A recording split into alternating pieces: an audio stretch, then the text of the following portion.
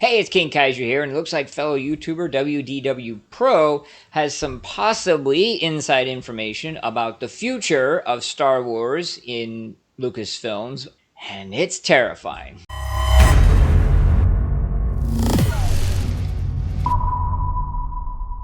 So WW says that there's a reason this is happening, and quote, I am told there was a decision point in the last few months concerning Star Wars, and that decision point came about because the brand is seen as damaged even internally at Disney.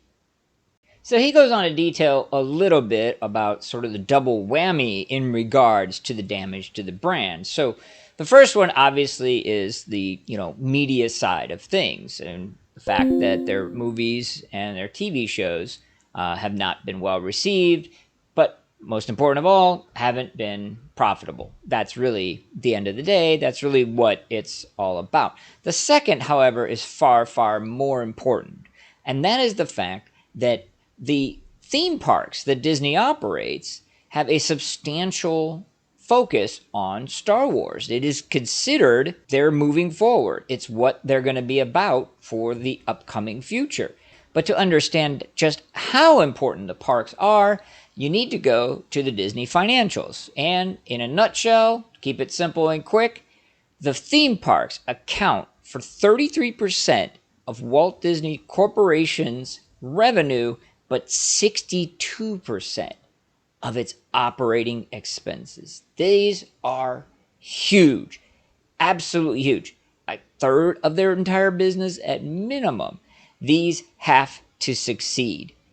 With the film portion already failing and not making money, the parks are the only thing keeping the lights on, period. So that's the real reason they're desperate to get this back on track. It sounds like drama, but honestly, Star Wars failing or succeeding may end up determining if Disney Corporation succeeds or fails. So after covering all that, WDW then gets around to sort of the meat of the thing. And he says, I am told that some of those options include retconning the sequel trilogy as well as continuing the story, the narrative around what they've done so far. Absolutely nonsensical from the standpoint of what you've been told is that they are both going to retcon the sequel and not retcon the sequel. You can't do both. However, he then went on to say, I am told that Disney is going to bring back Rey. Now this, of course, contradicts the previous statement. However, they go on to expand finally. This contact, the source tells me that the reason that they're going to potentially bring Rey back is to test it out. Put out a big merchandising push with a theatrical release to go along with it and find out, can Rey invigorate Star Wars with a number of other characters around her? Well, if this sounds insane and completely implausible to you, that is because you do not think like a studio head. Studio heads are absolute idiots, and what they really primarily rely on is the concept that despite being proven wrong infinite number of times, they stick with it.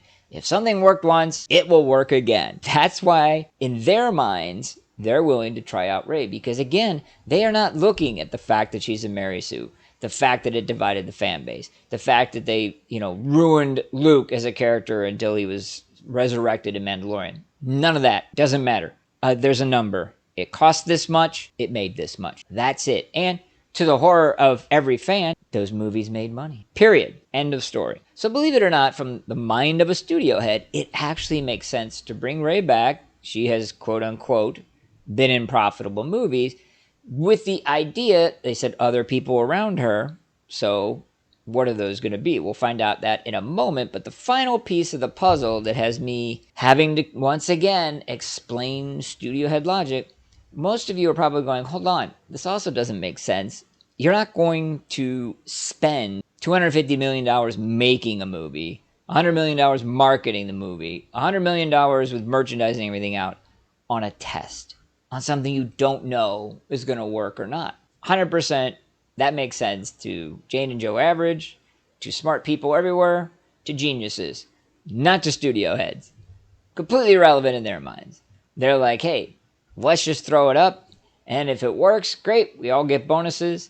If it doesn't, we'll write it off as a tax loss. So, how will they put Rey with other people, you're wondering? Well, they have this wacko idea called Galaxy Pillar System. And so the Galaxy Pillars, which will be the big characters going forward, which Disney hopes to unite the fan base by putting these characters together and having them be part of a unified story that they're going to attempt to bring Rey back to get the sequel trilogy fans, should there be any, and some other character. I'll go into afterwards why that actually doesn't make any sense. However, now I know how they're determining it, which is radically different than what information was provided. So the information provided is that I received information from this source that in testing with random people, huge numbers of people, consulting firms brought in for this, that R2-D2 was far and away more popular than BB-8. Yeah, no kidding. It did not matter if people had seen the droids before. It didn't matter if they had never heard of Star Wars whatsoever. I defy you to find a group of people that have never heard of Star Wars before. Oh my God. Where did they go? To indigenous tribes in the Amazon? Give me a break. So now, to clarify kind of how the system works, he goes on to state, in this next push, you could expect for BB-8 to be what's referred to as a Tier 2 character in the story, and R2-D2 will be up front as the main character. Okay, so the gist of this rumor in this video is that Disney is going to do things in response to fan input. I can tell you right now, they are not doing anything in regards to fan input, okay? So here's what's happening. If they are really doing this pillar system, right, they're going to try to ascertain what are their top characters, what are their top draws. And again, you have to remember, it isn't what the fans want. It isn't what's well written. It's what makes money. This is how the studio heads operate. So Rey has made a lot of money for them. She's in that. Then they're like, okay, well, which droid is it? We'll run these test screenings. There's more recognition. They even state that he is a more liked droid amongst people that have never seen either one of them. Again, good luck finding that. Whatever. The point being is R2-D2 draws more money. That's it. That is their only criteria. They're not interested in anything else. So you have to understand also, let's just pretend for a moment that they're actually doing some kind of fan service.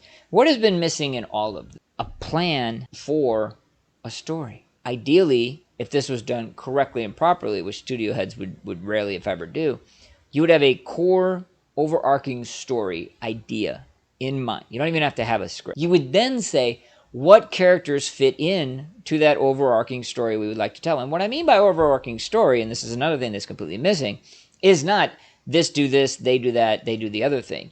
No, it's we would like to tell a story of siblings bonding.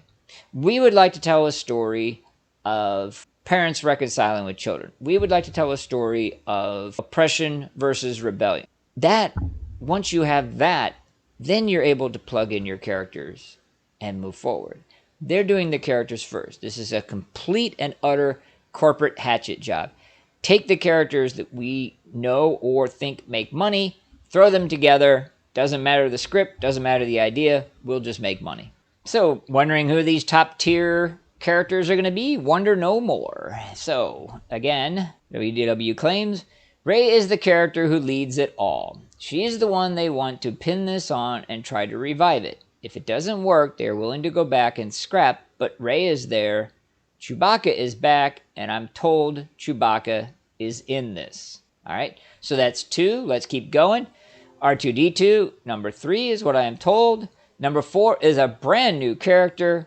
Finally, the 5th character is Grogu. So there's your 5, and of course, they have to create their own new character, because that's what they're going to hang their hats on. However, one further point of clarification, the idea is that somehow Grogu is going to unite with Rey in the next movie if they can work out all the contracts, if they can get Daisy Ridley back, that Grogu will be a part of it along with R2, Chewie, and the brand new character. So again, I reiterate, who makes money? R2-D2, Chewbacca, terrifyingly enough Rey, and Grogu. That's simple. Take the people we know make money, throw them together. We're going to add a brand new character on the hopes that we can create something that people will connect to. They won't. And mix, add water, boom, $1 billion. That's the thought process. That's the mindset. I find it funny that they were like, oh, the contracts have to be worked out. How much is Grogu's contract? No. Seriously, though, Daisy Ridley is going to jump at the chance because, like any other actor or actress, it's a payday. Since she was in the last 3, and they're going to center it around her, it's a big payday. So there's no issue with that. If this is the road they're going to go down, it's a slam dunk for it happening. Also, Grogu, being of Yoda's species, is going to have no problem being around at the same time as Daisy Ridley, so there's not a somehow, it's a very easy thing. He'll even be more mature, no doubt he'll talk. Sure, they'll have him do that, because again, studios don't understand. Like, they can't look at The Mandalorian and say, oh, this is a lone wolf and cub story, a father and son, a reluctant father and lost son. None of that. They're not looking at any of that. They don't get any of that. They just go, oh, Grogu made money. Okay, well, there's decades separating these franchises. We got to age him up. Oh, okay, that's fine. Well, if we age him up, he's not going to be a cute little baby anymore. Well, it doesn't matter. Like, that was the draw? Yeah, actually it was. So, we'll make him talk. Yeah, that'll be great. We'll make him talk. No one's ever heard him talk. People are really looking forward to hearing him talk. They're not. Again, none of this they understand. They don't get any of it. Just, these characters make money. If we put them all together, we'll make money. That is the simplistic mindset of the studio executive. Eager to get your feedback on it? Let's talk about it. Obey your king. Subscribe to the channel and click the notification icon.